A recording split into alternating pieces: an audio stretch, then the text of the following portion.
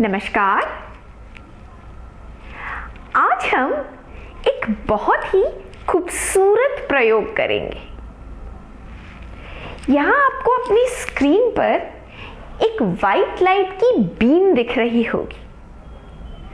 उसे बनाने के लिए मैंने यहाँ एक मोबाइल का टॉर्च लिया है और उसके सामने एक ये कार्डबोर्ड रखा है जिसमें स्लिट बनाई है। तो अब इस वाइट लाइट की बीम से हम अपना प्रयोग कर सकते हैं। तो मेरे पास एक प्रिज्म है और अगर मैं ये प्रिज्म को इस बीम के पाथ में रख दूं तो देखिए ये जो बीम है अपने रास्ते से डेविएट हो रही है।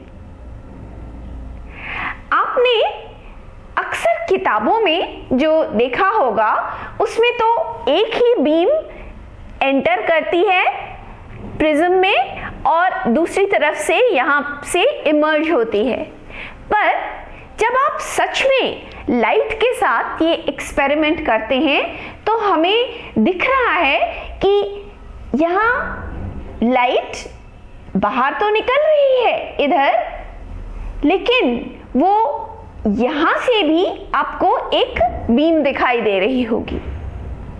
असल में जब ये लाइट इस सरफेस पर पड़ रही है प्रिज्म के, तो कुछ लाइट बाहर निकल रही है और कुछ प्रिज्म के उस सरफेस से रिफ्लेक्ट हो रही है और इस तरफ आ रही है। इसी तरह से ये जो बीम है वो भी मुझे दिख रहा है कि यहाँ से जब ये इस सतह पर पड़ रही है तो वो रिफ्लेक्ट भी हो रही है। यहाँ पे ये जो बीम है वो अभी इतनी डेविएट हो गई है इंसिडेंट बीम से। हम इसे पास से भी देखते हैं।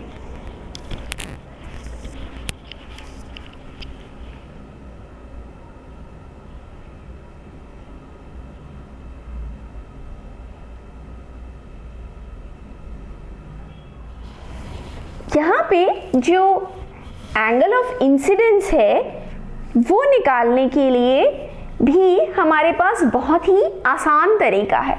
ये जो लाइट इस सतह पे पड़ रही है प्रिज्म के, वो रिफ्लेक्ट हो रही है और जो रिफ्लेक्टेड लाइट और ये जो बीम है उसके बीच का जो एंगल है वो मैं देख सकती हूँ, उसका ही आधा होगा एंगल ऑफ इंसिडेंस। अब मैं ये एंगल ऑफ इंसिडेंस को कम कर रही हूँ, तो इस वक्त मैं एंगल ऑफ इंसिडेंस को मैंने कम कर दिया है और हमारी जो इमर्जेंट बीम है वो गायब हो गई है। सारी की सारी जो लाइट इसमें जा रही है वो उस सतह से रिफ्लेक्ट होके इधर आ रही है। असल में यहाँ टोटल इंटरनल रिफ्लेक्शन हो रहा है इस सरफेस पर। और अब मैं अगर और कम करती हूँ ये एंगल को तो आप देखिए कि अभी भी ये जो सारी लाइट है इस तरफ आ रही है और ये टोटल इंटरनल रिफ्लेक्शन हो रहा है। अब अगर मैं एंगल ऑफ इंसिडेंस बढ़ाती हूँ धीरे धीरे, तो देखिए एंगल ऑफ इंसिडेंस जैसे जैसे मैं बढ़ाती हूँ इस सरफेस पर, तो दूसरे वाले सरफेस पर, इस सरफेस पर एंगल ऑफ इंसिडेंस कम होता जा रहा है और अब देखिए हमारी जो बीम है वो बाहर आ गई है। ये देखिए ये बीम बाहर आ गई है और ये जो एंगल ऑफ इंसिडेंस है वो करीब करीब अभी 30 डिग्री के आसपास है।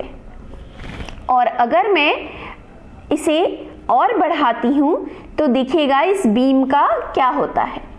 ये जो बीम है अभी बहुत ज़्यादा डेविएटेड है और एंगल ऑफ डेविएशन बहुत ज़्यादा है। अब मैं एंगल ऑफ इंसिडेंस बढ़ा रही हूँ, तो ये मैं एंगल ऑफ इंसिडेंस बढ़ा रही हूँ और आप देखिए कि ये जो बीम है हमारी वो